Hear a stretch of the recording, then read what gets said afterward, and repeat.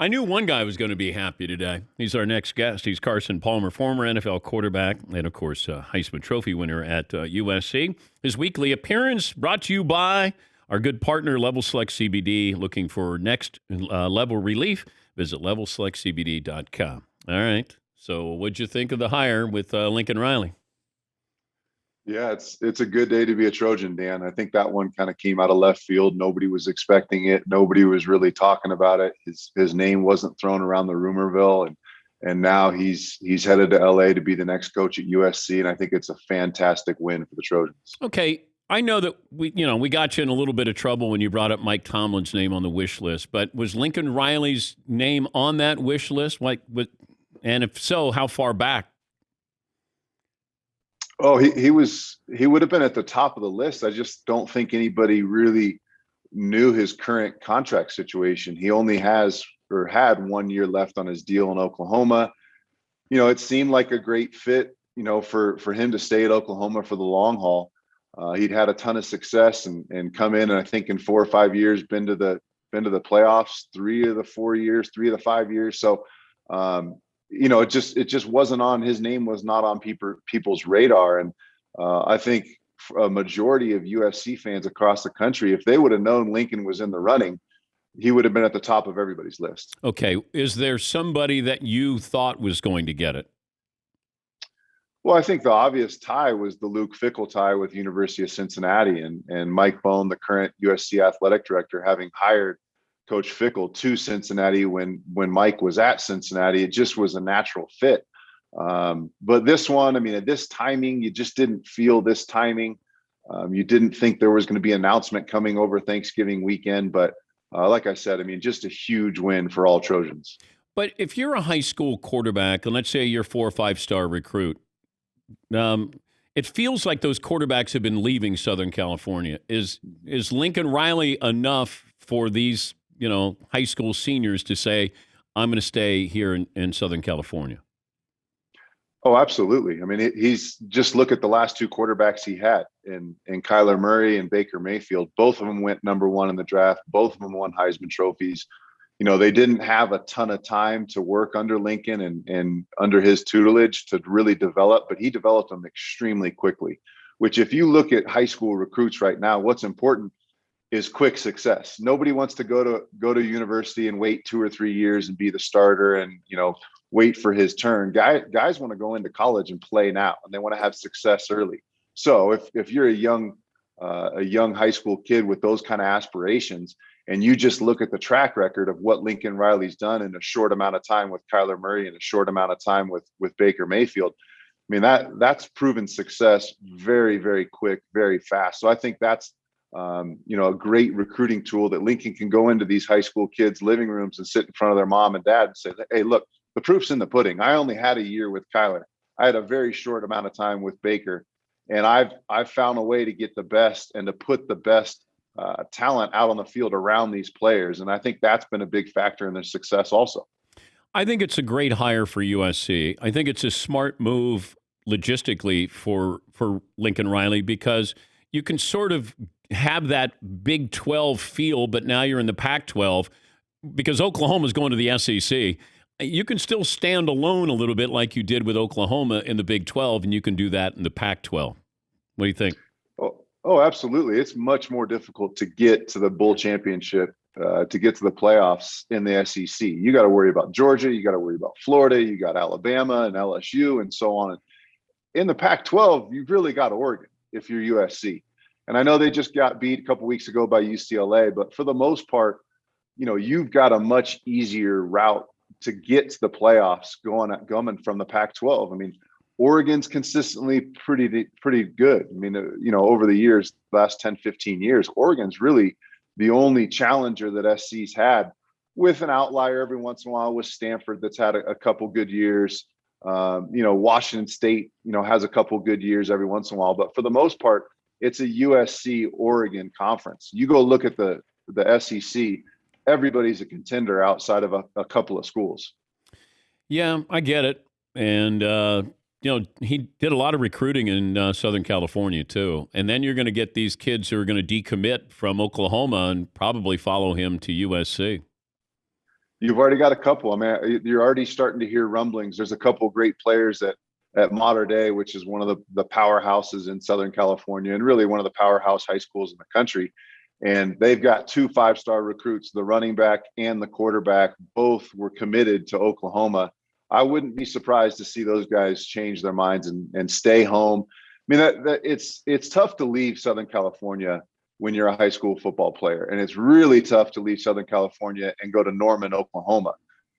And then you factor in, the family and friends that are close that can now come and see you and get in a car and drive and watch you play at SC compared to getting on a flight or 3 flights getting to Norman. He's going to start getting that kind of Pete Carroll respect from the recruiting classes where everybody out of California, SC's in their top 5 when Pete Carroll was there. And I think you're going to see that same thing with Lincoln Riley. You have not seen that in the Clay Helton area. There's tons of kids that don't even take a trip to SC, and they go to the SEC. They go to the Big 12. They've headed outside of California. They've gone to Oregon. Now I think you're going to see that Pete Carroll following of these high school kids in California staying in state and giving SC a really hard look. What was the wildest thing that happened on a recruiting trip for you?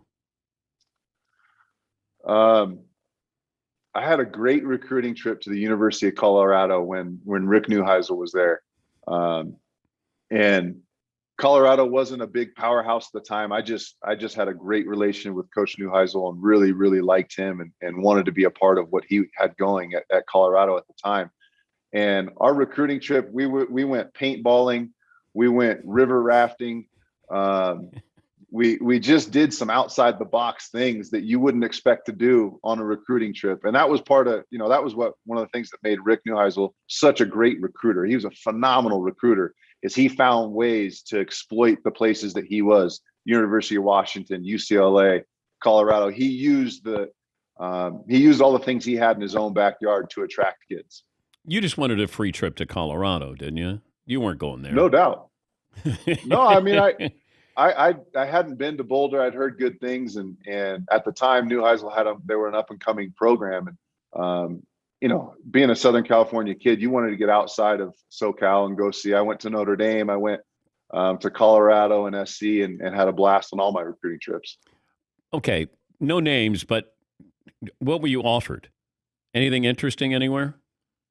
No, I mean that when I was coming up, and then when I was in the league, I was always hearing stories about a number of SEC schools.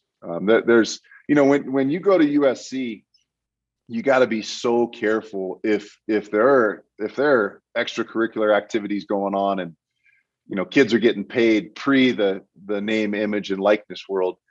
There's in LA, there's USC grads, UCLA grads, Oregon and Washington. You go on down the list.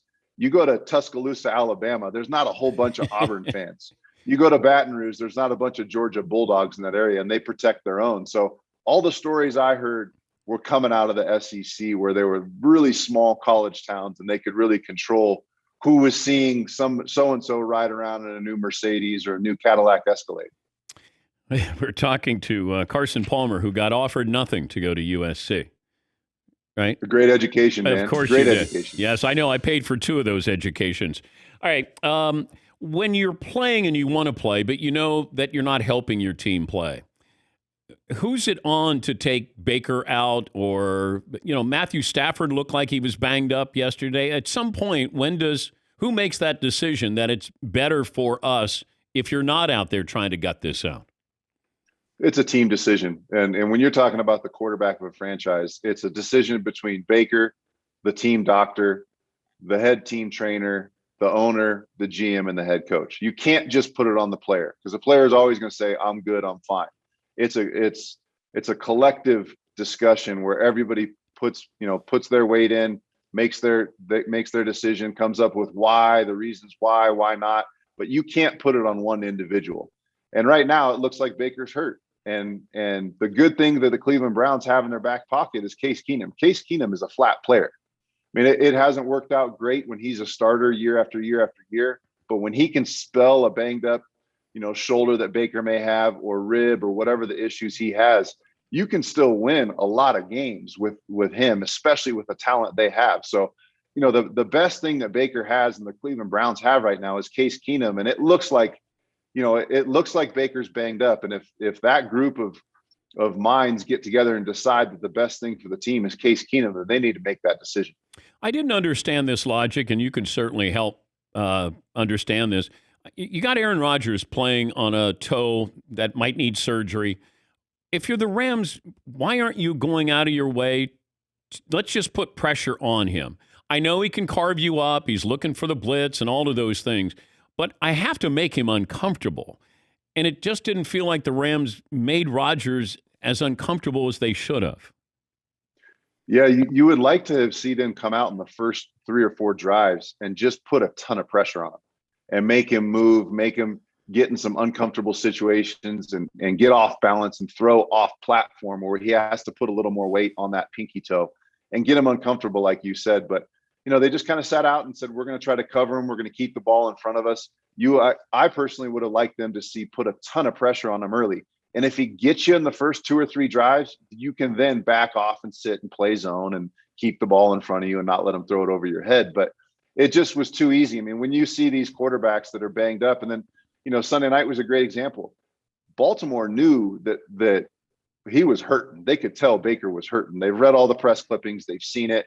And they came after him. I mean, they were bringing not cover zero full pressures, but they consistently brought pressure and got him outside the pocket, made him move, made him get off platform and throw some balls that, typically a healthy Baker would make, but an injured Baker's not going to make. And you would like to have seen that with the Rams yesterday, but for whatever reason, they came back and they wanted to keep the ball in front of them, and they got almost 40 points hung on them, unfortunately.